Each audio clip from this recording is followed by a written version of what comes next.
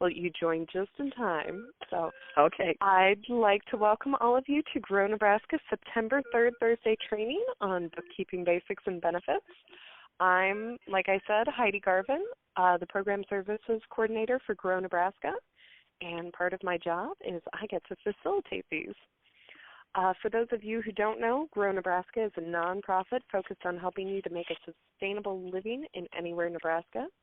And we do this through promotion, market access, and educational opportunities like these.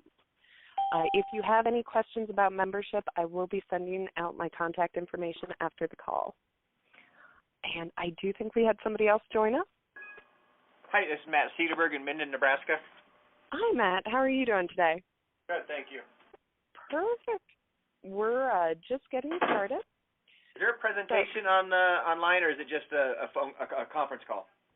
It's just a conference call. Now, if you have to pop off for any reason or anything like that, I will be sending out the audio from this call after the call has been completed. Sounds great. Thank you. Perfect. Now, as you all know, these Third Thursday trainings are free, and we wouldn't be able to do this without the help of our wonderful sponsors. This month's call is actually sponsored by the Nebraska Lottery, and normally we have somebody on the call to tell us a little bit about what the sponsoring organization does to help small business. But today they were unfortunately unable to join us, so I promised I would tell you a little bit about them. The mission of the Nebraska Lottery is to generate proceeds for good causes while providing quality entertainment options to Nebraskans. So the proceeds from the sale of Nebraska Lottery tickets actually benefit the environment, education, the Nebraska State Fair, and compulsive gamblers assistance. Lottery proceeds are used to provide scholarships for Nebraska college students, restore habitat for wildlife, and improve facilities at the Nebraska State Fair. And Nebraska Lottery games are sold through a retailer network of over 1,200 locations statewide. They're great gifts for friends, coworkers, or something fun for the person who already has everything, since you are, also giving back to the state. And when you purchase a Nebraska Lottery ticket, you are helping to build a better Nebraska. Over $564 million in proceeds has been provided to the Nebraska Lottery Beneficiary Funds since 1993, and all 93 counties in Nebraska have benefited from projects funded with Nebraska Lottery proceeds. We are very lucky that the Nebraska Lottery is a proud sponsor of Grow Nebraska, and if you would like any more information about the Nebraska Lottery, you can visit their website at nelottery.com. So we are very thankful to them. We would not be able to keep these trainings free and open to the public without the help of our sponsors. I do think we had somebody else chime in. Yes, this is Michaela Heim with the Department of Economic Development. Hi, Michaela. Pleasure to have you on the call. Thank you. So we're just getting started, and I am excited to introduce our speaker for the day, J'Nan Ensz. And I've had the pleasure of hearing her talk before. She came out to our Market Tech conferences last year. She is one of the few people I know who can make bookkeeping just a riveting topic. So, J'Nan, I'll turn it over to you. Okay, great. I really appreciate all of you taking time off your lunch to sit in on this presentation. Hopefully those of you who are small business owners are getting into this in the early stages of your business. I do deal with a lot of small business owners, unfortunately, on a regular basis who do wait until they get a notice from the IRS about delinquent taxes, or they're just having incredible cash flow shortages. So I hope that I am catching most of you in the early stages of your business.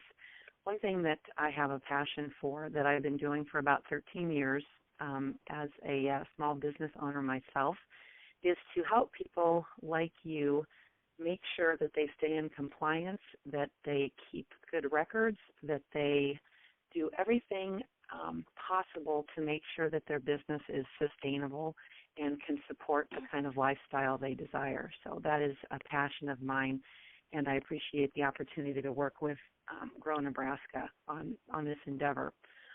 What we're going to talk about today is some basic issues of record keeping. And do feel free to chime in with questions. My presentation will probably be about 40 minutes, and then I'll leave a good 20 minutes for questions at the end. So if you want to, write down your questions and save them for the end, that's fine. Otherwise, I don't mind being interrupted. So I will go ahead and kind of jump in.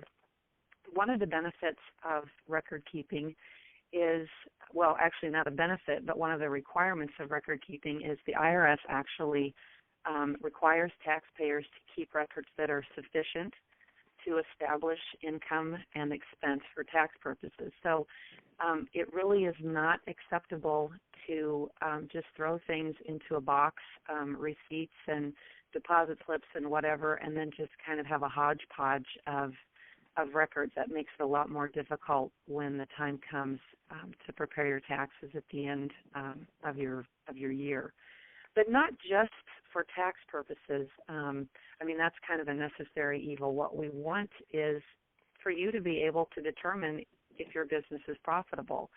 I've come across too many people who don't really have any idea. They look at their checkbook and they say, I'm in the red, but I don't know why. It seems like my business is going well, but I don't have any money, but I don't know why. Without good record keeping, you will not be able to monitor the profitability of your business. You also want to have good record keeping so that you can prepare reliable financial statements. Financial statements are something that most banks will require if you want to take out a loan. If you're fortunate and you don't need to go to a lending institution, you're able to fund your business, your startup costs on your own. That's great, but you still want to make sure that you aren't throwing your life savings away on an endeavor that really has no chance of succeeding. So again, I hope that I'm catching you in the early stages of your business where you can stave off some of the pitfalls of poor record keeping, and that you might be able to have an excellent basis to determine whether you're being profitable. Another reason for good record keeping is maybe you have been in business for a while and you're trying to figure out, should I expand? Can I buy that new piece of equipment? Can I take on another employee?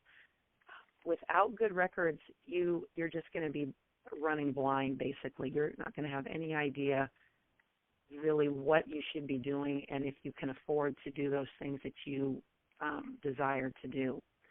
So what are the basics of keeping good records? A lot of people just keep it on I have some that keep it in a handwritten ledger, some people that do it on a Microsoft Excel spreadsheet. But I would really suggest that you do spend the money to get some type of computer software, and that not just get the software, but you get the training to go with it so that you know how to use that software. I am a certified QuickBooks Pro Advisor. I'm a QuickBooks Pro Advisor, and I work with the REAP program, the Rural Enterprise Assistance Project, and they will help fund training in QuickBooks. I can come out to your place of business, and if you qualify, there's an application process. You can actually get 15 hours of free QuickBooks training from me in a one-on-one setting. REAP basically pays my bill so that you can get a good start with record keeping and have those financial statements and those documents properly input and trained properly so that you can make good, wise financial decisions. So at the end of the call, and I will give this information to Heidi as well so that she can email information on how to apply for some of those training hours so that if there's anybody that wants to take advantage of that, you can get that information that I will pass on to Heidi. This may sound self-serving because I am a CPA and I do this for a living, but you definitely want to have someone who is knowledgeable and affordable prepare your taxes for you. Obviously, you want somebody that you can trust. I would talk to other small business owners that you know, talk to bankers. If you are preparing your own taxes right now, I would say don't do that again for 2015. It is most likely that you will miss deductions, that you may report things incorrectly and set yourself up for an audit. So I hope that each of you, if you've been in business more than a year and you've already prepared your taxes, I hope that all of you have sought out professional advice. Obviously, it does cost something to have your taxes prepared by a professional, but if you think about what you save in headaches and non-compliant penalties from the IRS, it is definitely worth the peace of mind to actually have a knowledgeable professional prepare your taxes for you. And hopefully they can become a trusted advisor for you that you can go to help you make some of these decisions as your business grows. Some of the basics of accounting, there are two different types of accounting methods. There's the cash basis and there's accrual basis. I'm not going to get into a lot of detail. I teach half of a class just on the difference between cash and accrual, and we don't really have enough time here to delve into that too deeply. But basically, cash basis accounting is probably what most of you are used to. You get money in, you treat it as income, you spend money on your business, that's expense. It's basically just cash in, cash out, and whatever the difference is at the end of the year, for the most part, that's going to be your net income or loss. Obviously, if there are loan payments or depreciation on equipment, those are other issues that would affect that bottom line. But that is, in a nutshell, the most basic definition of cash basis accounting. Accrual basis accounting really looks more at the timing of your income and expense. It's not so much a matter of when you get paid to do a job, it's actually when you did that job. So if you did a job in August and you billed out $1,000, but they didn't pay you until November, in accrual basis, you would go ahead and report that income in the month in which it happened. So you're looking at when things actually happened, not when you either received the money or paid the money. So that is kind of a quick overview of the difference between cash and accrual.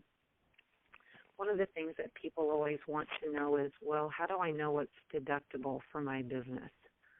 There are two things that the IRS looks at, and those are ordinary expenses and necessary expenses.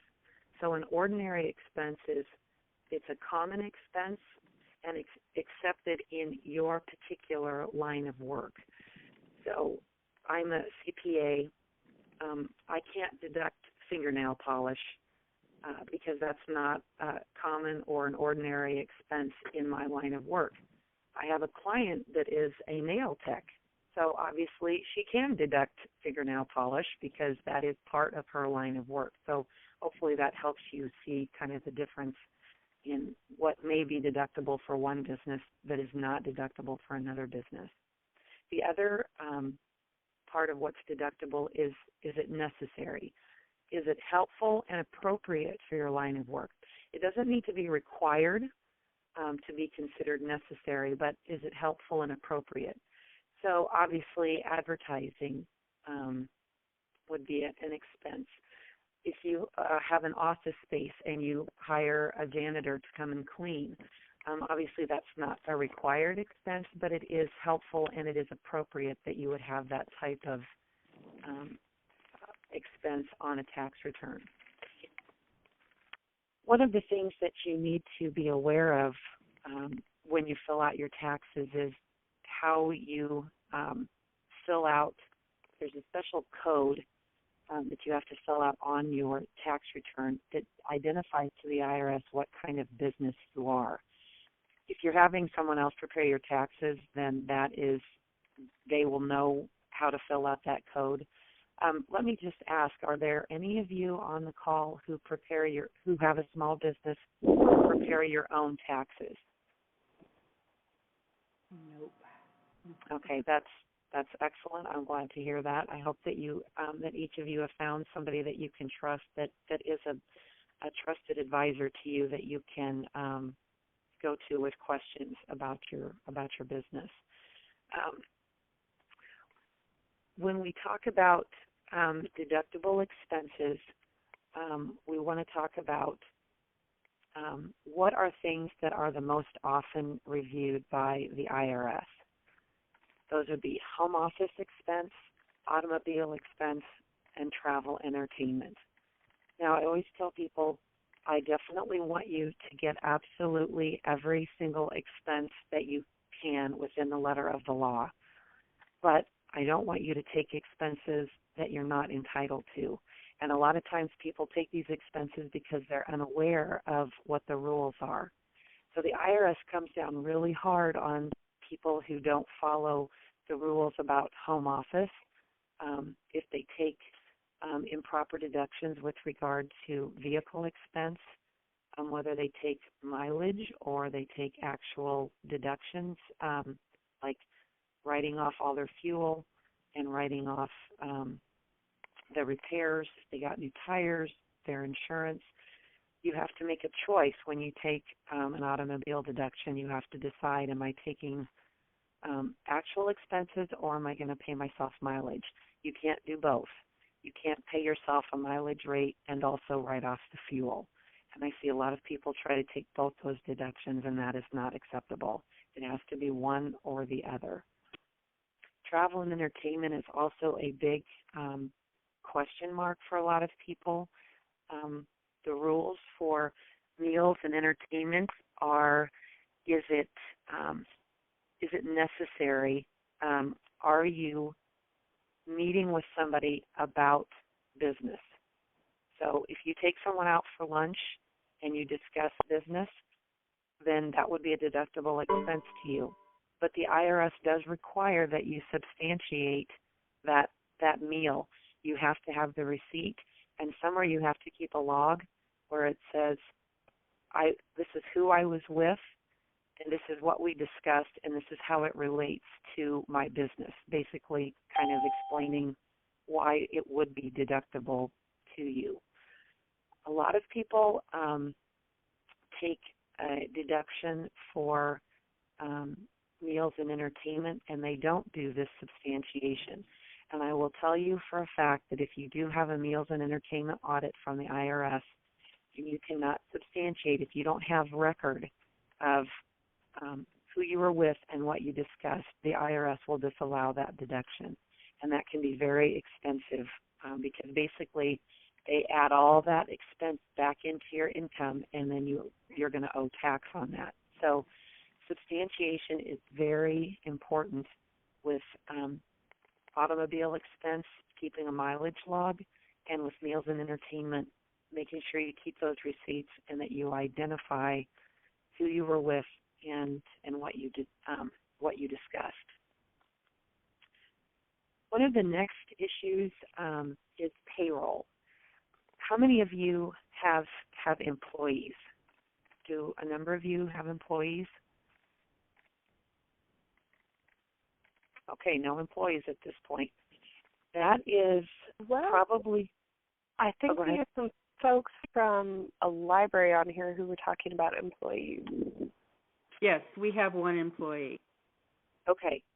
One of the biggest reasons that a business may go under is payroll, because the employer does not understand all the implications of having employees, what all the issues are with compliance with the various government agencies. There are 3 government agencies that you are responsible to if you have employees: the IRS, the Nebraska Department of Revenue, and the Nebraska Department of Labor. On top of that, you are also responsible to the Department of Insurance for workers' comp. You are required to carry workers' comp insurance on your employees. Now, many sole proprietors, that would mean that you're not incorporated and you're not a partnership or an LLC. Many sole proprietors kind of fall under the radar under workman's comp insurance because the workman's comp court has not identified them, because if you want to be a sole proprietor, you don't have you don't have any requirements from the standpoint of filing with the Secretary of State or saving a name or a trademark. If you're an LLC, a partnership, or a corporation, there are forms that have to be filed with the Secretary of State, and that identifies that you have a business, and it asks on there whether you have employees or not, and then that's the trigger to the Department of Insurance to make sure that you have workers' comp insurance. Workers' comp insurance is a very expensive insurance depending on what type of business you have. If you are in construction, that is one of the highest workers' comp insurance premiums that you can pay. For me, my employees, my workman's comp is fairly low because my employees sit at a desk and there's not a lot of risk. Maybe they're going to drop a calculator on their foot. Maybe they're going to fall off a ladder when they're doing some filing, but those are not really normal problems that an accountant is going to see for claims on workers' comp insurance. Whereas construction, you're going to see probably you have a lot higher risk because if you do roofing especially, somebody may fall off the roof. I've actually had that happen to a client. One of his workers fell off the roof, and thankfully he had workers' comp insurance. If you don't have workers' comp insurance, you become liable as the employer. Your employee actually can sue you, and that you would be liable for all of his medical expenses. So that's not a risk that you want to take. One of the things that a lot of employers do not understand either is their share of the payroll taxes. Payroll taxes on employees are rather expensive. You have to pay 7.65% of whatever your employee's gross wage is. So it can end up being a very expensive tax, and that is a tax that has to be remitted to the IRS on at least a quarterly basis. So I find I'm dealing with 2 clients right now who have gotten into serious deficiencies with the Internal Revenue Service, and there is threat of lien on property because they did not file and pay their employee payroll taxes in a timely manner. Some of them, they weren't even aware that they needed to do that. So there again, you definitely want to have on your side, you want to know and have a relationship with an accountant who is knowledgeable. Just because somebody has CPA behind their name doesn't necessarily know that they know everything about payroll law. Maybe their expertise is insurance accounting for insurance agents, and they deal with outside sales, and they don't really know a lot about payroll requirements. So you definitely want to do your homework and make sure that you are working with someone who understands your particular business. So because farmers have a different business, the tax laws are different for farmers than they are for regular small businesses. So you maybe don't want to go to somebody who is an expert at farming taxes because they may not understand all the nuances for your business. So payroll is something that you don't want to take lightly. You want to make sure that you understand and have a good payroll software, or that you are dealing with a company that a third party that would do your payroll for you, that understands all of the implications necessary. Many places require an I-9, which is with the Department of Homeland Security, and that you verify with the Department of Homeland Security that your employee is legal, that they are eligible to work in the United States, either because you have proven with a copy of a Social Security card and a driver's license that they are legal residents of the United States, or that they have a green card and are allowed to work as resident aliens, meaning they're from a different country and that they are not citizens of the United States. One of the other aspects of payroll that a lot of people are unaware of is that within 20 days of hiring an employee, you must report them to the Nebraska New Hire Division. And what they are looking for is they want to know the name, address, and Social Security number and start date of every employee that you hire, because they enforce child support. So they make sure that the employers are reporting their employees to make sure that any employees are not delinquent on child support payments, or other, maybe you have an employee who's in bankruptcy, or someone who has a garnishment, is trying to collect against them. You are required to report this information so that these agencies can contact you so that you can begin withholding garnishments on your employees. So that is something that you definitely want to be looking into before you hire employees, just that you do know everything that's required of you as their employer. It isn't just a matter of they work 10 hours, I pay them $12 an hour, here's $120. There is so much more to it than that. So I just really want to encourage you to do your research and talk to somebody in the know about those issues. The other aspect of good record keeping is so that you do know what your tax liability is at the end of the year. Too many people who come to me the first time, they come to me in fear with their receipts or whatever, because they have no idea whether they're going to owe tax or not at the end of the year. Good record keeping and having a good financial software like QuickBooks with good training will let you know at any given time, what kind of tax do I owe on this? The second highest reason for the demise of a small business is an unknowing or being unaware of how much tax is due on the income that you have earned and how much self-employment tax is due. Most people, most sole proprietors, do not understand that there is not just income tax that you pay on your earnings, but there is also an additional 15% tax called self-employment tax. And that is a tax that is paid by a self-employed person at the end of the year at the same time they pay their income tax. And it shows up on your 1040 if you are a sole proprietor, but it is actually a separate tax, and it is 15% of your net earnings. So for those of you who are self-employed, the reason that many of you do get into a bad situation is because you are living off of the gross. You're living off of the money that you are receiving, and you're not thinking in your mind that you owe, let's say you made $1,000 and after expenses you have $800. You pay, let's say you're a retail business. You sold $1,000 of sales and your product cost you $200. So, and you've paid all your expenses, and let's say at the end, because you've kept good software, you've got good record keeping on your software, you look at your bottom line in QuickBooks and it says that you have a $500 profit, and you've also got $500 in the bank. So you go out and you buy yourself a new TV or something, and you've spent all of that income on a personal expense that isn't deductible.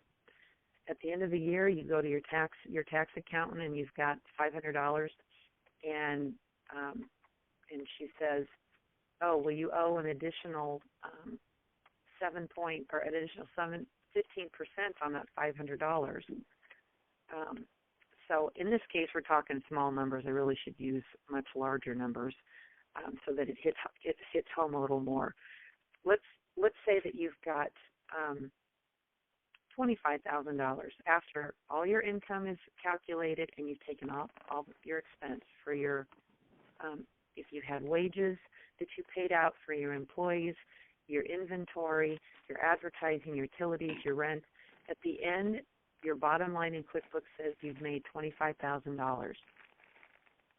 You don't owe just income tax on that, which at $25,000 with no other deductions, you'd be in the 15% tax bracket. So I take $25,000 times 15%. I'm going to have, that's $3,750 of income tax that I'm going to owe. And a lot of people have went ahead and spent that $25,000 thinking that all of that income is just theirs to spend how they desire. And they haven't taken into account that they owe income tax on that. And even if they have taken into account that they owe income tax on that, they probably haven't taken into account that they owe another 15% for self-employment tax. So basically, 30% of that $25,000 may actually go to pay just tax. So $25,000 times 15% income tax times 15% self-employment tax ends up being $7,500 that you should not have spent in that cash that you had left over. You should have put that in a separate account, or at least kept in your head that you're going to owe the government $7,500 when your taxes are due. I have seen more than one business go under because they, even though it was a profitable business, they lived off the gross. They lived off that $25,000 instead of taking into account that they were going to owe tax on that at the end of the year. And you may think, well, I live off the gross when I get a W-2. I work for somebody else, and I generally don't owe tax at the end of the year. That's because you're actually not living off the gross. You're living off the net. Perhaps you make $25,000 a year, but if you add up all your net paychecks, it's not $25,000 that you're living off of. You're probably living off of $18,000 because your employer is already paying the government all the taxes that are due on those wages. You're paying federal income tax, you're paying FICA, and you're paying Medicare, and you're paying state income tax. And so what you're living off of actually is the net. So as a self-employed person, you have to keep in mind that you cannot live off the gross.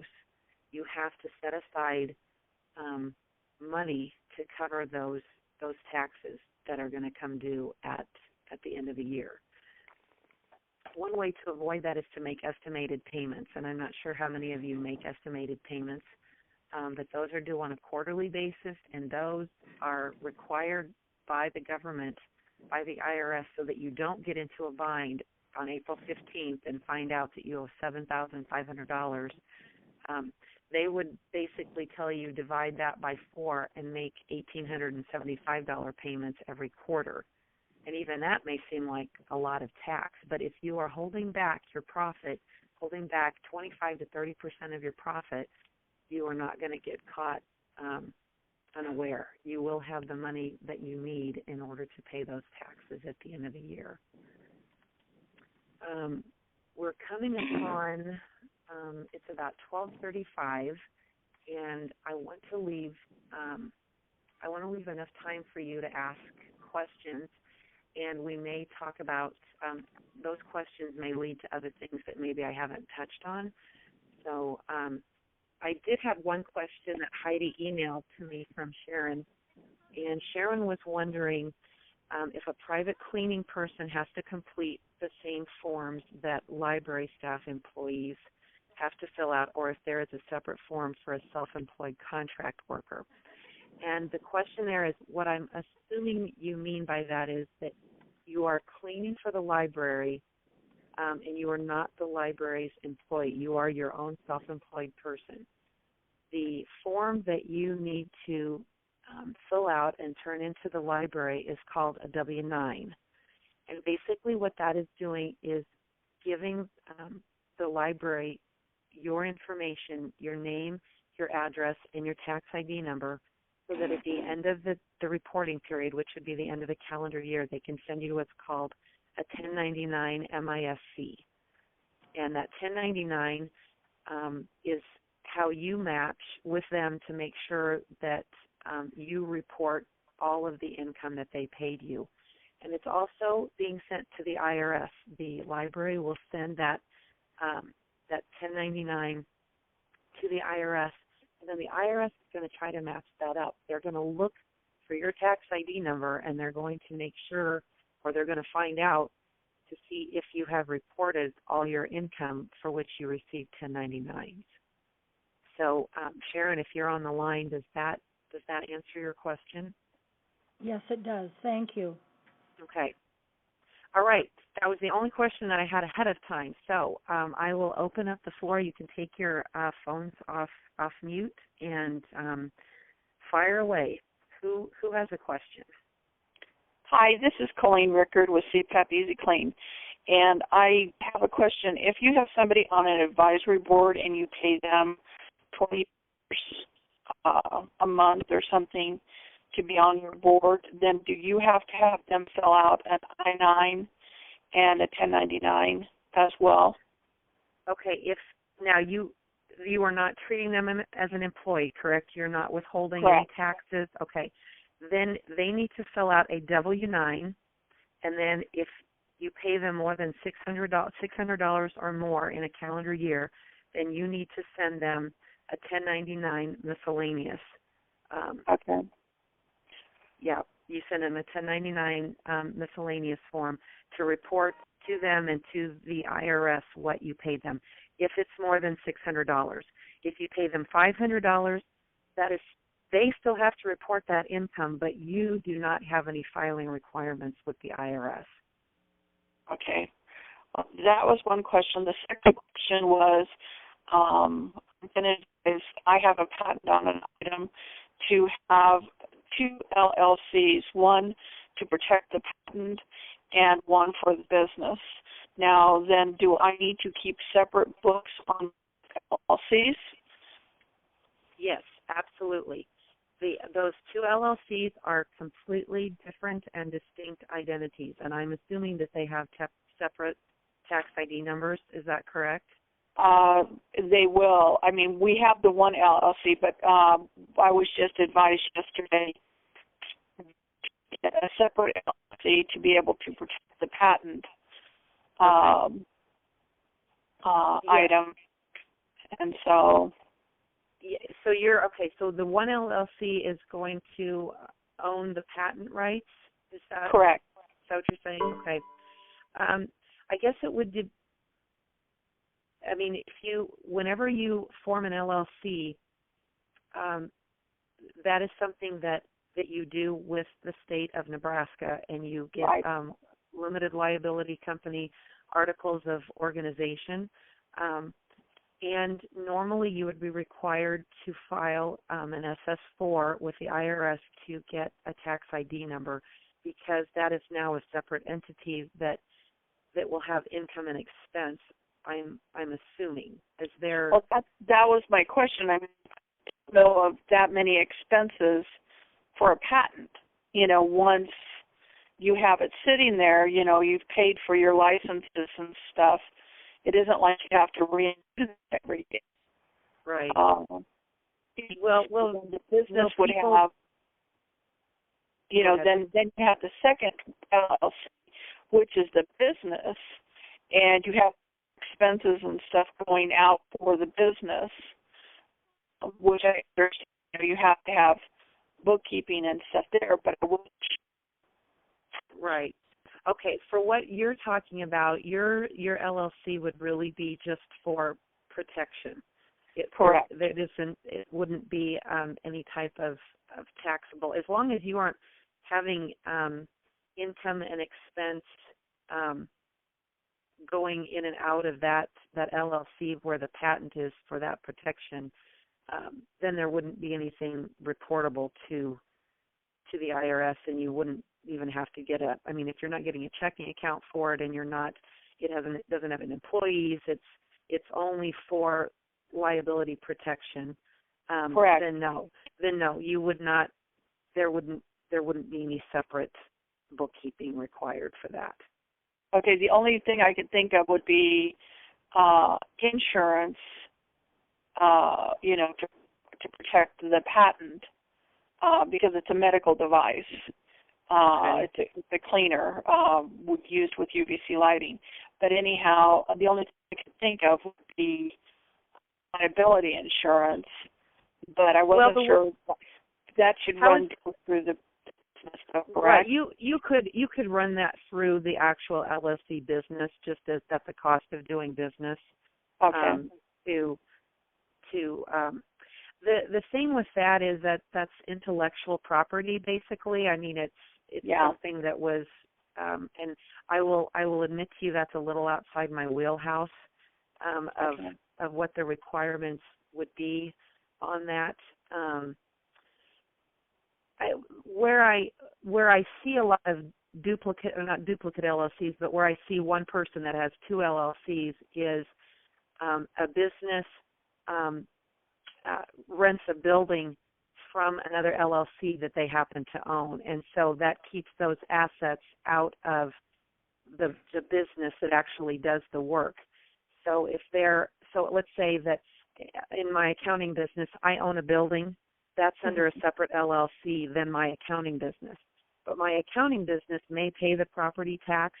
It may pay the insurance on the building because I have an agreement with that LLC that says that the tenant, which is me, is responsible for all those expenses. But then I also pay the LLC, which happens to be me, but it's a different entity, pays rent. So, if there would be, there again, that may be something that you and I want to talk about outside of this venue because it's very specific. But from just what you're saying, from what I'm hearing now, it doesn't seem like there's going to be a lot of there isn't going to be a lot of accounting that needs to be done. No, it's just more, the way I understand it, it's just more to protect right. the property of the patent itself. Right. What I'm going to do, I will give Heidi my contact information, and then she will email that out to everyone on the call, and then you may feel free to contact me, and we can discuss that further if you'd like. Okay, thank you very much. Yes. What other questions? This is Kay. I have a question.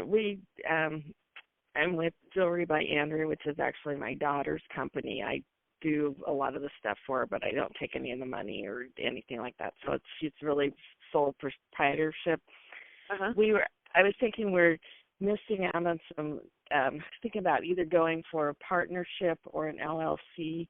What would be my advantages? I know, we don't deduct mileage because a lot of the things I haul, in my vehicle, which is not hers, so we don't deduct any mileage since it's not her vehicle, that type of thing. I think we're missing out on some tax advantages with that. What are the other thing was, since I do not receive any of the money, partnership, can you specify percentages, LLC, what would be a good tax advantage that I could maybe come into the business or be recognized and still kind of do what we're doing? Okay. Does that make sense? Yes, it does. Actually, right now, even though you're not taking any compensation, if you would want to take that mileage deduction, she can, even though it's not her vehicle, you are doing work for her. And if you turn in mileage and you keep a mileage log and you say I went from here to here and this is what I was doing, she could reimburse you for that, and then that would be a deductible expense. It can't be more than 57 cents a mile, which is the IRS rate. If it's more than that, then that would become income to you. Now, it may be that she doesn't want to reimburse you for that because of financial reasons, that she wants to keep the money in the business. But she would be able to get a tax deduction for that without changing your entity structure at all. Then you can get reimbursed for that to cover your vehicle expenses. So you're getting income that is not taxable to you because it's a reimbursement, but she would get a deduction that would help reduce her taxable income. So that would be the first area I would address. Go ahead. No, I knew that mileage was one of the things IRS looked at. So, and her accountant had said something. So we never had gone beyond that. So I was just wondering, there was a lot of stuff I did not know. And so, that's there good to again. know. There again, people get really concerned about, a home office definitely is a very highly audited expense. Vehicle expense is highly audited. But if you are doing it legitimately, I would never tell you, don't take that deduction. It's legitimate and we can substantiate it, but don't take that deduction because you might get audited. No, if we are confirming that, yes, we have all the substantiation, we are doing everything by the book, I have all my records, then I would definitely not want you to miss out on a deduction just because it might get audited. Because if you have a good tax preparer and you know that you have all the rules, that he understands the rule, he or she understands the rules, and that you have kept good records and you've had substantiated them, then definitely you want to take those deductions. Do not take like any square footage of her home or anything like that. There again, it's a matter of, do you know the rules? And right. And I'm going to talk to Heidi again about perhaps doing another call-in session on what a home office is. Those three: meals and entertainment, home office, and vehicle expense, because that could take up one whole topic. And then maybe some of you would be interested in what are the rules and do you qualify, and you can ask specific questions in that venue. I guess my other question would be the partnership or LLC. Is there an advantage of doing that over what she's doing now? Okay, LLCs get a little bit complicated, and most lay people do not understand the whole aspect of LLC. An LLC is a limited liability company that is not a recognized entity by the IRS. There is no LLC tax return. You can be an LLC and be a sole proprietor. You can be an LLC and be a partnership, and you can be an LLC and be a corporation. So it's the mainly LLC, the liability clause in it? Right. The liability was made in most states recognize that, and that was meant to protect your personal assets from your business. And so that's why a lot of people set up an LLC, because you don't have to be incorporated. You don't have to do minutes and have corporate officers. It's a lot more laid back.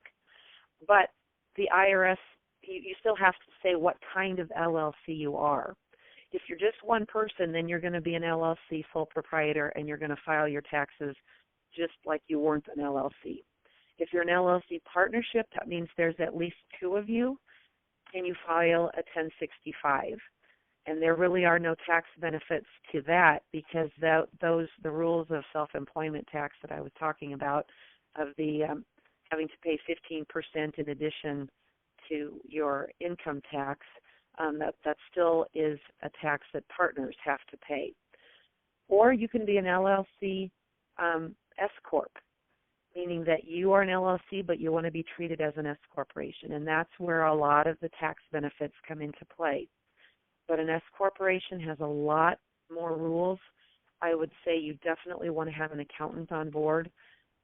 I would never suggest that anybody become an S corp without having talked to a CPA who understands S corp law, because it's completely different than a partnership or a sole proprietor. A lot of tax attorneys or lawyers will set up LLCs, and normally I don't set up LLCs. I send them to my attorney collaborators who I know how to set up an LLC. On the same token, they do not give them tax advice about that LLC. They send them back to me, and they have me talk to them, because you can get into a world of hurt being an LLC S corporation and not understanding what the rules are for that type of entity. So there again, that's another one of those entity selection. That's a whole other presentation that I do, is what is the proper entity for me, and what does it mean to be an S corp, to be a partnership, to be a sole proprietor.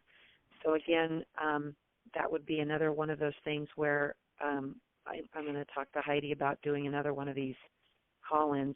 And in the meantime, if you do have a tax accountant, that would be something to discuss with them, again, because it is a very complicated issue that we don't have time to discuss in this venue, in this record keeping. So just briefly with my situation, though, probably what we're doing and then just adding the mileage is I'm not right. Yeah, but you could stay. No, if you turn in now, there may be some issue of that you're not getting any type of compensation, but you obviously are doing something for the business that you should be reimbursed for. It may be that you need to make a little bit of wage to justify that mileage, and that may be where your partnership, where you actually have a vested interest in it. Okay. You draw a partnership agreement to determine what you're contributing and what you are allowed to take out of the partnership. So that there wouldn't be any question about whether you're allowed to take mileage as a reimbursable expense. Okay. Thank you. That helps. Yes. Other questions? J'Nan, this is Alan Kelling with Simply Sunflower. I got in just after you got started. I've been writing questions. Okay. I will talk with you later. As far as inventory, if you are in a high inventory business, is there a way to write some of that inventory off as tax deduction? Are you familiar with anything like that? Yeah, so you're saying that you have a lot of inventory on hand? Rollover inventory. Okay. I'm assuming that when you are purchasing that inventory, how are you recording that when that inventory is purchased? Is it going into the asset, or are you writing it off to cost of goods sold immediately? Well, we're actually producing the inventory from. Okay. So you have like a work in progress type? Yes. Okay. Basically, what we're doing is we are growing and contract growing sunflowers. We crush them to get the oil out. We bottle the oil and then market the oil through different avenues. And so the inventory is comes from scratch, so to speak. Okay. So the inventory is not something that you have purchased per se. Right. Okay. Unless I could purchase it from the raw producer, if that would be an advantage to doing that. So you're talking about you said sunflower? Yes. Okay. So do you grow the sunflowers? You purchase the seed? You have the equipment that harvests it, or tell me a little bit of as well as squeeze the oil out of the seed. Like you have equipment that does that. Right. So I would imagine that your labor costs are fairly high. I mean, to do this, or are you yourself do it? How is your business structured? We are as an LLC, but okay, being treated as a partnership or an S corp, or are you sole proprietor? Full proprietor right now. And, okay. Well, that brings up the idea of what is a window of opportunity to change from an LLC to an S corp. But that's another. Well, no, I can answer that one quickly. An LLC, you are always an LLC. You do not need to change your entity to an S corp. You only need to identify with the IRS that now you want to change how your LLC is treated to an S corp, and that window can happen whenever you decide. So, I mean, normally I would say you want to do that at the beginning of the year because it makes record keeping much easier, because a sole proprietor LLC keeps records differently than a S Corp LLC. I mean, you keep the same records, but you have to keep them separately because the tax return, if you are a sole proprietor for 3 months of the year and then in April you decide you want to be an S Corp, then you've got to file 3 months under your sole proprietor, and then you've got to file 9 months a completely different tax return. So sometimes it's easier to just do it at the beginning of a year, so that you're an LLC S Corp for the entire year, and then you don't have any of that rollover of sole proprietor or S Corp. But I'm not sure I quite understand. You have inventory on hand, but it's inventory that you produced. So it would only be the cost, even though the value of the inventory that you're selling may be high. It sounds like the cost is relatively low. I mean, you're writing off wages as you pay people. You're depreciating equipment as it's being used. You are writing off the seed that you purchase. So even though you have inventory, it does have a relatively low cost value, so that your margin is quite high, I would assume. And so, I mean, which is awesome. It means you have high profitability. Am I missing some expenses there? Is there another?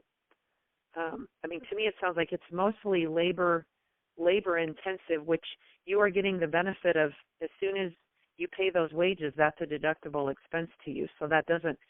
There is no. It's not going into your inventory. You just have inventory waiting to be sold.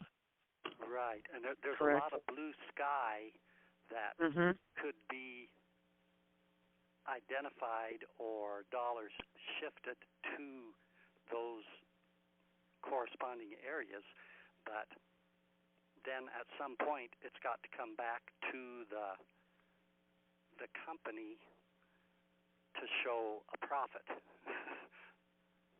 Right. Yeah. There's. I mean. Profit. Yeah. I mean, at this point, there is no I think you're looking for a tax deduction that isn't there. I mean, there's no. I mean, there's no way to, from what you're saying, because let's say you sold the business today, you would have inventory that's finished that they would be purchasing from you as inventory, and that would be basically gravy to you because that inventory it cost you so minimal to produce. So you would end up paying tax on whatever you end up selling that business for, because there just aren't corresponding costs that go with it. Now, if you are selling the equipment, this blue sky that you're talking about, if you sell blue sky to someone, that's all taxable to you, and they only get to write that off. They have to amortize that over 15 years, so they don't even get much of a deduction for it. They have to amortize that expense over a number of years. So at least from what I understand in this short period that we have, you just have a high margin that you need to make sure that you set aside tax, because you're going to have tax due on that profitability when it's sold. Okay. Because you have a really high margin, which really that's what most people are looking for. They want a high gross profit. They want their costs to be very low, so you just have to take that into account when you have your taxes figured, that a lot of it's just income to you when you sell that product. Okay, thank you. We are right at 1 o'clock, Heidi. Yeah, I was going to say we might have to wrap this up. So if you have additional questions, J'Nan, if you send me which contact information you want me to send people, yeah. I will shoot that out in the email this afternoon. I did want to remind everybody that if you enjoyed this presentation, I would like to invite you to our next presentation. So our next Third Thursday training is going to be Judy Peterson from Pro Printing, and she's going to be talking about different ways you can harness the power of print advertising. I'd like to thank you all for attending, and thank you so much, J'Nan, for speaking today. As always, very informative, lots of great information. Thank you. And a quick thank you again to our sponsor, the Nebraska Lottery. Again, these trainings wouldn't be possible without them. So thank you, everyone, and I hope you have a great rest of your day. Thank you. Thank you.